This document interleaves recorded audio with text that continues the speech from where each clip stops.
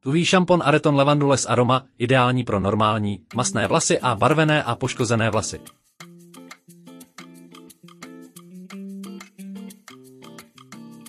Tento šampon hydratuje a zjemňuje vlasy, zanechává je silné, jemné, lesklé a hedvábné. Tuhý šampon Areton obsahuje přírodní ingredience, které pomáhají obnovit poškozené, lámavé a zničené vlasy a také hydratují a chrání vlasové folikuly a vlasovou pokožku.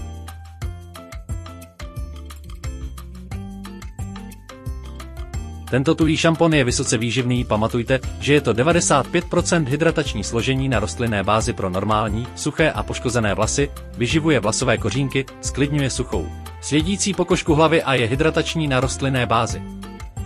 Náš ochranný tuhý šampon s vůní lavandule prokazatelně podporuje silné, lesklé, hedvábné vlasy a obnovuje poškozené vlasy. Tuhý šampon hydratuje a je obohacen o vysoce kvalitní ingredience.